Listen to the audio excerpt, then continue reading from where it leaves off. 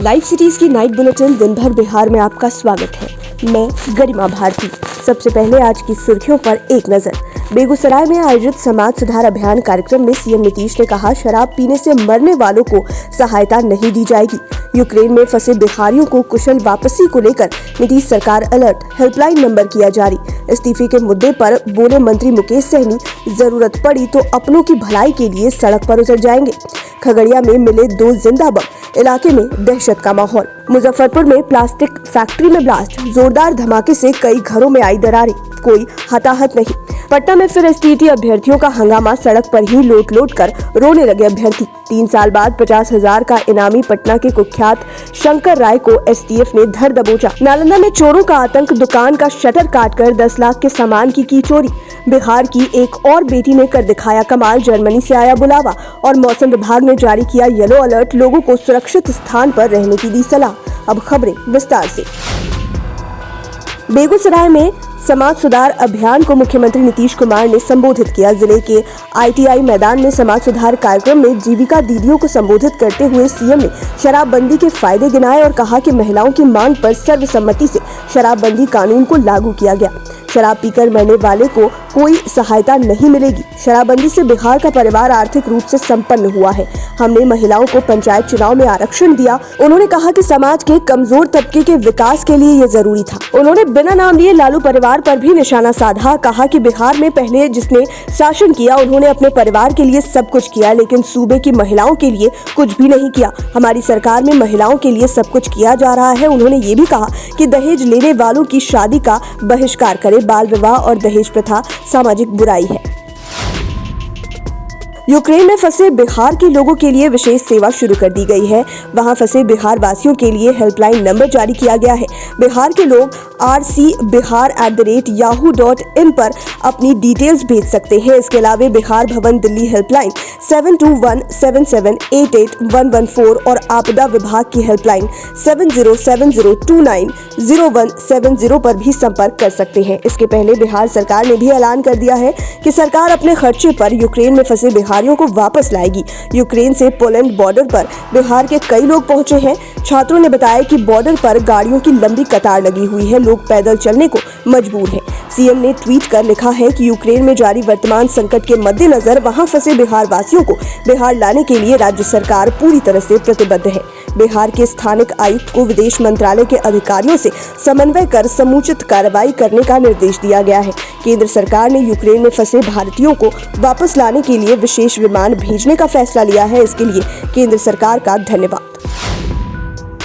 शुक्रवार को पटना में एनडीए विधायक दल की बैठक हुई। बैठक में कुछ ऐसी बातें निकलकर सामने आई जिससे यह फाइनल हो गया कि एनडीए में सब कुछ ठीक नहीं चल रहा है। यहां तक कहा जा रहा है कि वीआईपी सुप्रीमो और बिहार सरकार में मंत्री मुकेश सहनी मंत्री पद से इस्तीफा देने वाले हैं। इसी बीच शनिवार को मुकेश सहनी ने इस्तीफे वाली बात पर सफाई भी दी है। उन्होंने इस्तीफे के सवाल पर कहा कि अभी हम सरकार में हैं, सरकार हमारी है, किसी को आपत्ति है तो कहिए, सरकार से बाहर निकलकर रोड पर आकर लड़ाई लड़ेंगे। सहनी ने कहा कि लगता है कि सरकार में रहकर हम ये बात नहीं कह सकते हैं तो हम सड़क पर आकर बात करेंगे। हाँ, ये बात सही है कि जब से हमने अति पिछड़ा को 15% आरक्षण बढ़ाने का मांग किया है, तब से कुछ राजनीतिक पार्टियों के नेताओं की समस्या बढ़ गई है। उसी चीज को लेकर हमने नीतीश कुमार जी को कहा कि जल्द से जल्द एनडीए की बैठक हो। खगड़िया में बड़ा हादसा पुलिस की तत्परता से टल गया। बखरी में रेल लाइन के बगल में 2 जिंदा बम बरामद किए गए। पानी में जलकुंभी के अंदर ये बम पाए गए। बम की सूचना मिलने के बाद इलाके में हड़कंप मच गया। कुछ दिन पहले ही इस इलाके में बम विस्फोट की घटना घटी। एटीएस की टीम बम विस्फोट की घटना की जांच करने शुक्रवार को खगड़िया पहुंची। खगड़िया में रेल लाइन के किनारे 2 जिंदा बम मिलने की जानकारी सामने आते ही हड़कंप मच गया। रेल लाइन के किनारे मिले बम से अब ये सवाल सामने आने लगे हैं कि क्या किसी बड़ी साजिश को अंजाम देने की तैयारी की जा रही थी।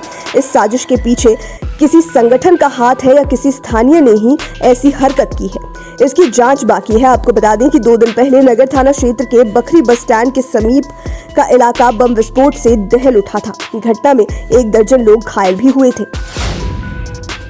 मुजफ्फरपुर में प्लास्टिक बनाने वाली फैक्ट्री की हाई कंप्रेशन मशीन में ब्लास्ट हो गया। जिले के मनियारी थाना क्षेत्र स्थित गिद्धा विशुनपुर में धमाका इतना जोरदार था कि 3 किलोमीटर तक इसकी आवाज सुनाई पड़ी। घटना के बाद अफरा तफरी मच गई। आसपास के अन्य 2 मकान भी क्षतिग्रस्त हो गए। फैक्ट्री की दीवारें गिर गई। फैक्ट्री के सामने शारदा देवी और टुनटुन राय का घर पड़ता है। टुनटुन के घर की दीवारें और छतों में दरार आ गई है। उन्होंने बताया कि यह फैक्ट्री घनश्याम शर्मा चलवाते थे। इस फैक्ट्री में प्लास्टिक के बड़े डिब्बे बनवाए जाते हैं। धमाका होने से पूर्व ही फैक्ट्री संचालक और मजदूरों को इसका पता लग गया, क्योंकि फैक्ट्री में गैस भरने लगी थी। इसके बाद सभी मजदूर वहां से भागने लगे। संचालक भी उस दौरान वहां से निकल गया। जब तक उन लोगों को कुछ समझ में आता, अचानक से तेज धमाका हुआ और चारों तरफ धुआं फैल गया।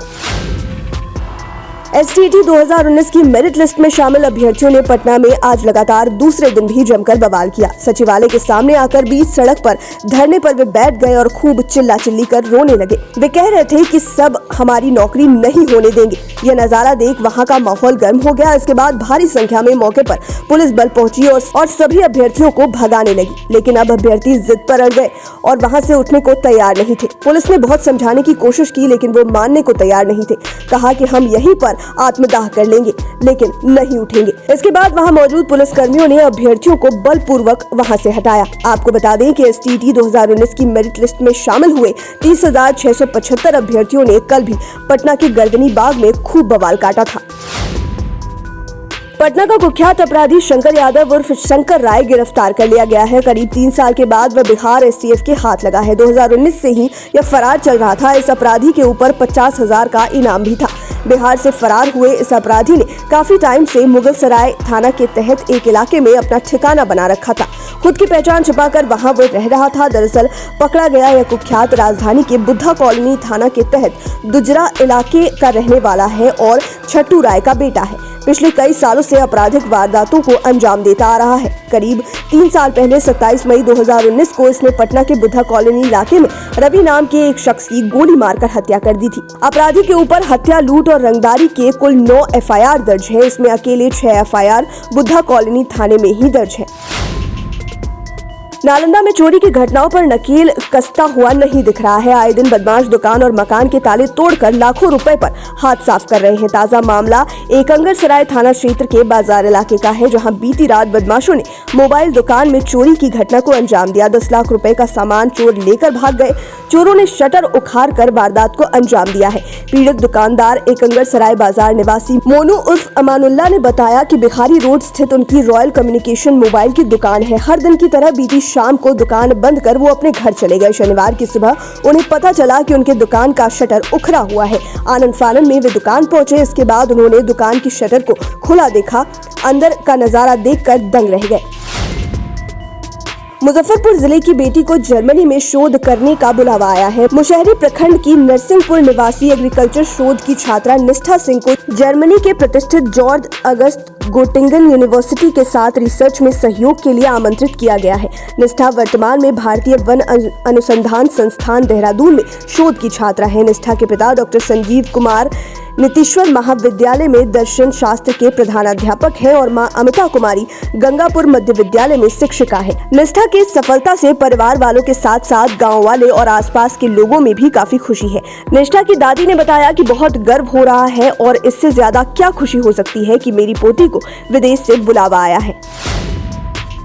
बिहार में बंगाल की खाड़ी से आ रही नमी युक्त पूर्वी हवा के प्रभाव से मौसम में बदलाव देखने को मिल रहा है। मौसम विज्ञान केंद्र पटना के अनुसार अगले 24 घंटे के दौरान उत्तर पश्चिम, उत्तर मध्य, दक्षिण मध्य भाग के पटना समेत प्रदेश के अलग अलग स्थानों पर एवं दक्षिण पूर्व भाग के कुछ स्थानों पर हल्के से मध्यम स्तर की बारिश का पूर्वानुमान है। वहीं प्रदेश के उत्तर पश्चिम, उत्तर मध्य, दक्षिण मध्य भाग के कुछ स्थानों पर मेघ गर्जन के साथ ओलावृष्टि भी हो सकती है। इसे देखते हुए मौसम विज्ञान केंद्र की ओर से येलो अलर्ट जारी किया गया है। मेघ गर्जन और बिजली चमकने को लेकर मौसम विज्ञान केंद्र ने लोगों को सुरक्षित स्थानों पर रहने की सलाह दी है। 1 मार्च यानी कि शिवरात्रि तक मौसम सामान्य हो जाएगा। लाइव सिटीज की नाइट बुलेटिन में फिलहाल इतना ही। खबरों की दुनिया में बने रहने के लिए हमारे चैनल को सब्सक्राइब करें। ये वीडियो फेसबुक पर देख रहे हैं तो पेज को लाइक करें, साथ ही साथ हमें ट्विटर पर जरूर फॉलो करें। धन्यवाद।